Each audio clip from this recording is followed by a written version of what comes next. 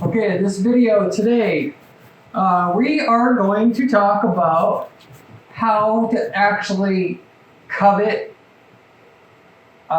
entice, and attract, and get your direct customer or competitors, customers, clients, patients, donors to your site, so you can essentially steal them directly out from your competitors' feet. So, not to say the strategies on this video will be unethical in any way. It's just a clean fun here on this video in terms of the way that I do it on my campaigns and how I'm able to do this for just about all the clients that we serve here at Guaranteed PPC with our clients that we set up for them. So, targeting people or customers who just were on your direct competitors' sites. So, I'll first start off by saying that the best potential prospect that you could target with a PPC campaign, and I can tell you as I've been doing this the last 15 years, is somebody who, not just anybody, not even just anybody who showed and raised their hand and said they were interested in your product or service, not just anybody who said they were interested in your product or service that, that said this to you, but somebody who were on not just one, but multiple of your competitors' sites, indicating this person's more serious than just, simply dabbling or, thinking about buying or making a purchase in your space. But I'll take one step further and actually say even better than that, which you can also do with the method I'm about to show you, is target people who, if you're in a business with repeat sales, your actual competitors, customers, or clients. And basically court them over to you so that they'll buy the first time, and then from there, based upon how they like, the experience that you offer them, you can basically steal them. That really coveted buyer who spends 50 times more than the average buyer in your space and that are loyal to your competitor. You could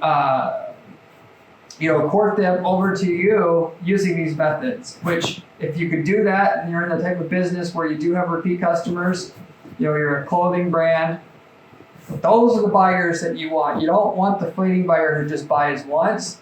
The ad clicks cost the same either way, so why not go after the person that's going to be able to make you 50 times more than any other customer? And in terms of identifying where they are, this method right here that I'm about to show you is the top way that you're going to be able to identify and court and attract ultimately to you, so that you can turn them into your customer or client instead of somebody else's that you're competing with, your direct competitors in your business. So anyway, I have a short list of things here that I want to cover on how to do this, and what are the do's and don'ts and stuff to avoid, of course. So anyway, how does this actually work? How do you actually target somebody who's been on your competitor's sites or have been repeating visits to your customer or competitors' sites that have routinely kept making purchases through them, if they have to, obviously go back to their site over again during being a customer or regular client with them? That's actually done through what is called custom audiences on Google Ads. And there's versions of this that can be done on Facebook too, but for purposes of this video, I'm specifically just talking about Google Ads. So custom audiences allow you to target just about anybody that you can imagine. It's only up to your imagination as to thinking or coming up with ways of people out there that are using various websites. On Google's display network, you can target people, pretty much anyone that uses the internet, since you can get banner ads on pretty much all the websites out there. Most people use Google AdSense, which is what is linked to Google Ads, and through your display advertising, you can target just about anybody you want. So with custom audiences, what you can do is set up a quote-unquote custom audience for people who just have been on your direct list of direct competitors' websites. And so what you do, simply put, is you simply first create a list of your immediate direct competitors. And I recommend not going too far out. People who basically what your offer is interchangeable with what, well, for purposes of, you may have different specs and all that, but for the most part, in terms of the consumer, what the choices that they'd be evaluating if they went to you, who it's between. So usually for most businesses, this might be 5 to 10 businesses, let's say. You want to write down their websites and then the brand name and the different versions of the brand name and maybe their legal name, all those ways that somebody could identify or verbalize in terms of searching on Google to find this person's or company's website again. Make a list of those and then you save those in Google as a custom audience. And you could Google specifically how to create a custom audience. That part is easy, but what I like to do is then put all those, the trade name, the company's legal name, and most importantly, the website domain, including www and non-www format there as a custom audience. So what this will do is it will basically, how it works is Google, if you did not know already, Google's keeping data on every single person that uses Google into a database. All the different traits and the data points, and they have thousands of data points on different people, as does Facebook. And ultimately, all this behavior of every single visitor that goes to Google, they're recording every action they take. And with that, they're also recording, of course, what searches they make and what websites they go to. And so what you want is somebody who that went to your competitor's site, but also they could be searching for your competitor and went to their website, which the system will, because you have, it'll actually obviously give you both. It's pretty much the same thing, but with that, you identify and say to Google, hey, I want anybody who's been to these list of sites here in the last 30 days, essentially. You can't define 30 days specifically, but that in general is how it works. So the recent past, have these people, all the people that's been to these sites right here that I give you, I want to be able to target them with our ads. So from there, we will create a campaign. So how I usually set up my custom audiences are, like I said, you create a list of the different websites, you put that, you save it, and then from there, you're able to set up ads to essentially court the loyal customers or clients of your competitors so they become your customers or clients. Then with that, so what I like to do at that point in time is I'll give, because we know these people are high value buyers, they're, as a whole, or on average, if it was assuming that they have a large lifetime value of a customer in your market, they make a lot of repeat purchases from your competitors or who they buy from in your market right now, they're worth way more money than the typical customer, so we can pay more to get ultimately attractive. So I will have an ad that gives an incentive. We're having a sale. It's this month only. New customers, they're going to get $50 off anything you order, or anything new customers get 50% off anything they want. Or it doesn't have to be that aggressive, but you get the idea. You have to know, they have to know what you do, why the ad's being shown to them, and why they have to act on it right now or the very near future so they can't procrastinate and take advantage of it. And likely what they'll do, so what you can do is then set up your banner ads, what you're going to create, so that you can target people on whether it's weather.com that this person frequents, that's been on your competitor sites, and that normally goes to your competitor site, or could be CNN.com. Your banner ad will then, by setting up a display campaign targeting these custom audiences, will show up for them, and it's going to say, they're a person who likes to buy lots of cowboy gear. You're offering cowboy gear. Hey,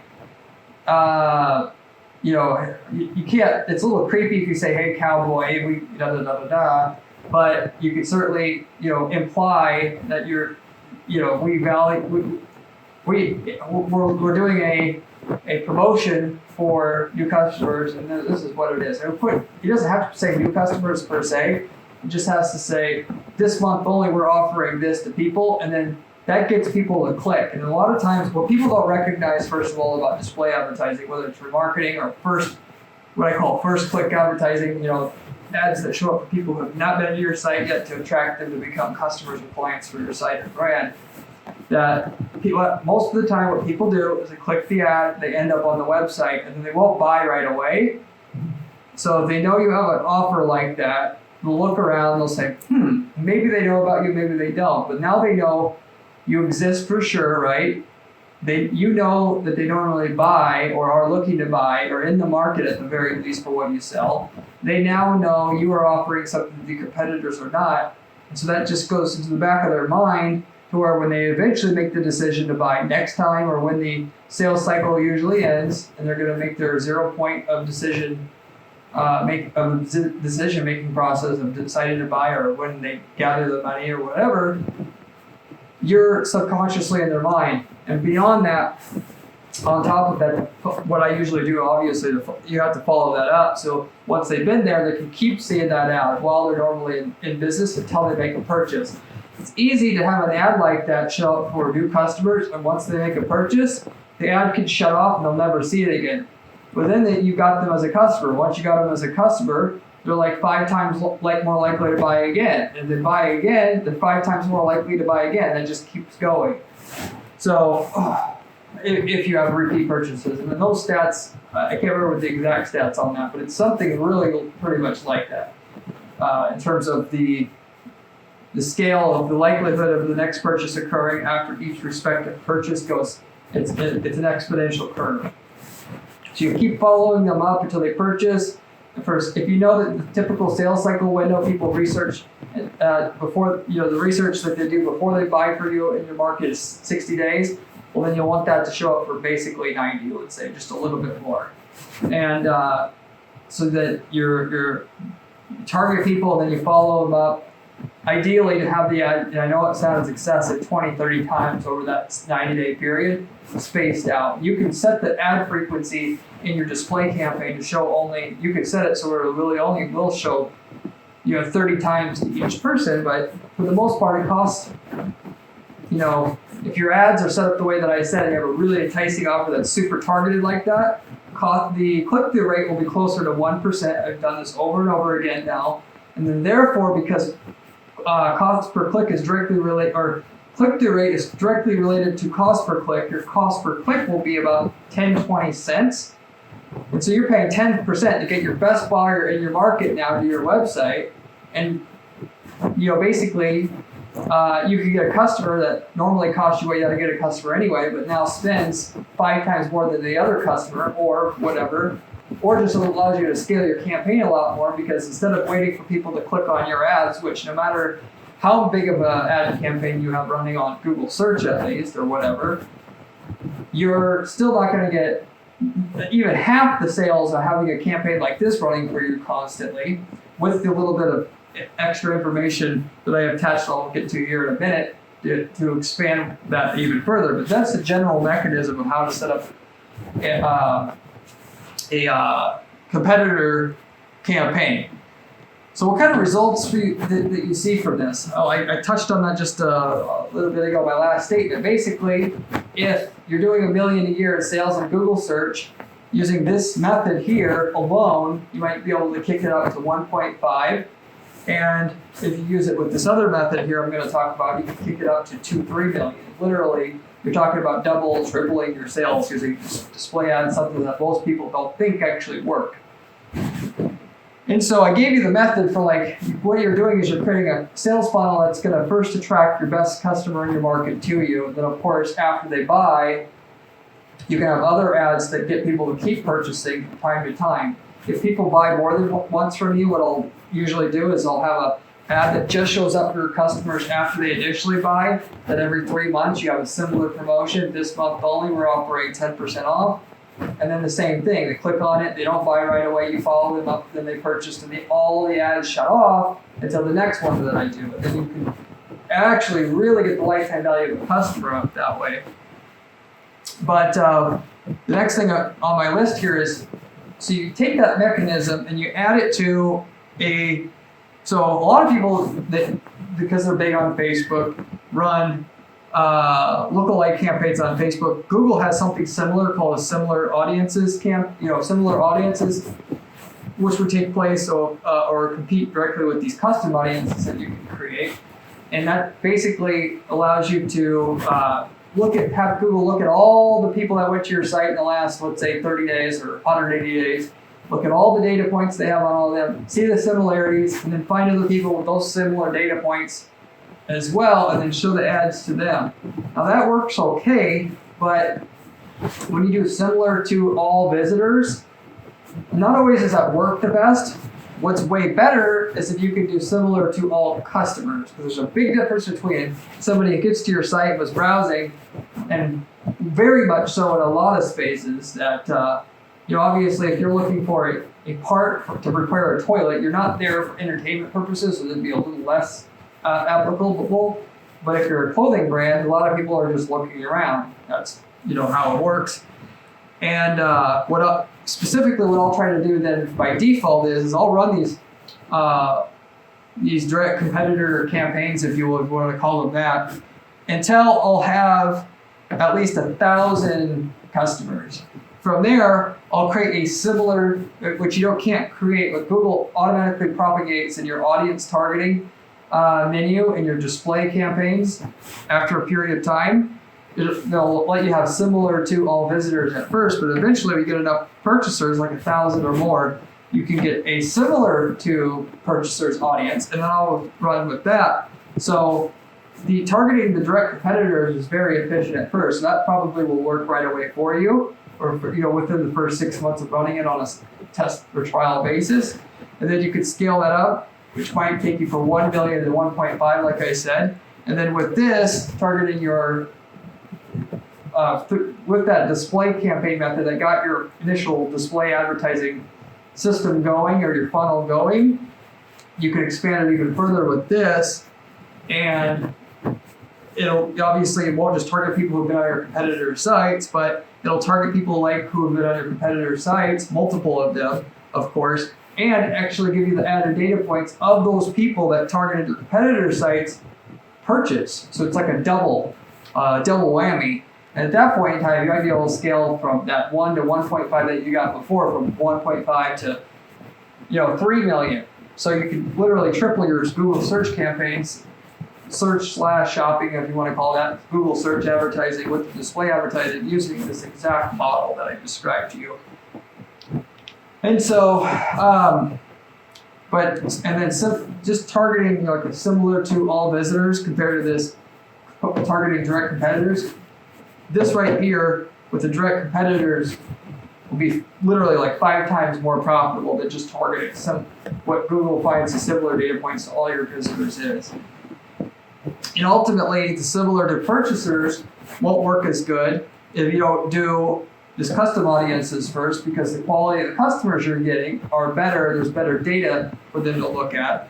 Of course, if you did not have this, or if you had more than 1,000 customers already, and it's similar to you first have to have a purchaser's audience or purchaser's goal set up in your Google Analytics account, which is then tied to your Google Ads, in order to have a similar to purchaser's audience propagate for you in there inside your ad targeting settings and your display campaign. And so if you had it today, you can run it separately. But the real magic happens when you run, in conjunction, maybe your search and shopping campaigns that are profitable. You run these direct competitor custom audience campaign, and then from there, at the end of it all, you run this similar to purchasers. If you could track one more thing about the similar to purchasers. If you can't track physical sales on your site, you could track conversions. And so in place of sales, if you do lead generation on your site, you could do similar to conversions, which I would recommend, of course, at the very least, there are form fills and phone calls. If you do lead generation, similar to, and then you can create an audience that says, if in Google Analytics, if they called, if they filled out the form, put them in this particular category, and then you can get similar to whatever that category or quote unquote goal is, so that you could do similar to those, and then and have at least 1,000 people call or fill out the form, have an audience propagate from that, then run it that way, and then run your campaign that way. So in general, probably 90% of the campaigns I run for e-commerce, non-e-commerce brands, we're using a combination of these direct competitor, custom audience campaigns, and a similar to purchasers. There's different stuff that work for different companies. If you sell a broad-based product, that's kind of the other thing that I would normally do starting out or after time, would be targeting people who are already looking for that exact product. If you could get it, that's also good. If you could target people who, you're looking for golf clubs and you could find an audience that's golf clubs, that can work. But in a lot of businesses, the niche is too small and you can't get that. So therefore, your custom audiences are better. But if it was compared to, if you really were selling golf clubs, you could find an audience to target with your display ads. Golf clubs, this targeting your direct competitor site is still going to be better than that default audience there, specifically because the data could be anything. You know, and like I said at the beginning of the video, it might be that you just searched for golf clubs, got to a site about golf, or how to, you know, type of golf clubs to buy. That's not a serious buyer. Somebody's actively browsing on, 5 other golf pro sites. That person's, also probably, well, it's all about being more statistically likely than somebody else to buy. So you're always looking for the most likely statistically likely person that will buy next to start to scale up your campaign. When people, this for mostly every 90+% of brands, this is going to work. No, it may not work instantly, like I said. What I usually do is I set the campaign budget for these direct competitor campaigns at like $10 to $30 a day. Run it like that for 6 months. It'll start generating some conversions, before then, but it'll take, before it starts to get any real traction, probably 6 months. Just run it as if you're investing in the future of this campaign, and then it'll just keep getting more and more and more. Because even though it's targeting people on those sites, it's still, the algorithm still had to learn a little bit.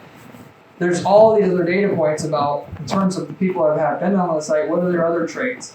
But that's all you have to do to create a profitable display campaign right away if you're just starting out fresh.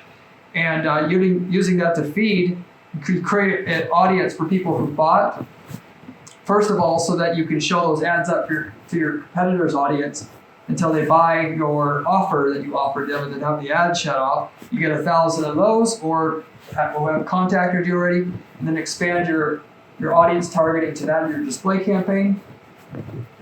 You're going to make a lot of money doing that. So, and the overall just keep getting better and better and better. You can probably scale your company just from these two things alone, from where you're at right now. Still haven't done search and shopping if you're in e-commerce.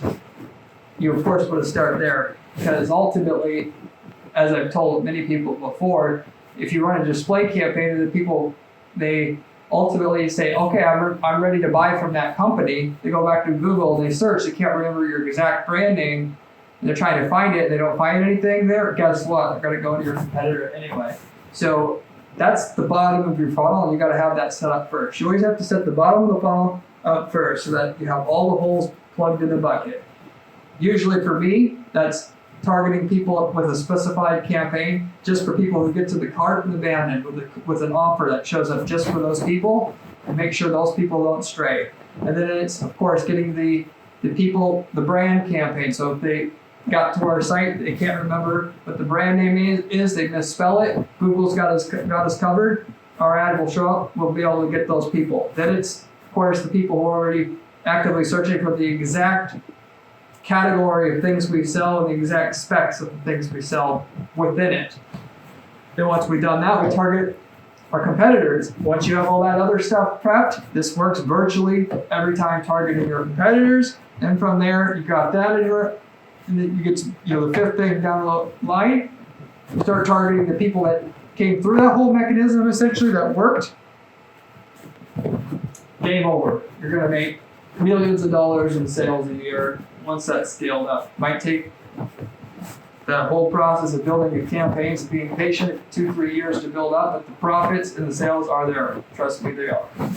Anyway, that's how to target your direct competitors that were just on your competitor sites or actively that do buy from you on a regular basis. How do we get them and poach them and seduce them to be your customers or clients pretty much every time, no matter what market you're in. I have a lot of other videos like this. You can go and check those out on my channel. I'm trying to I release a video every day. I have if you go to guaranteeppc.com, I have a PPC money making strategies blog there that you can read. Strategies are unlike you're going to find any other place online. And hope you come back and let us know in the comment section if you tried this for yourself, how'd it go, or do you have any questions to be able to gladly help you out and point you in the right direction.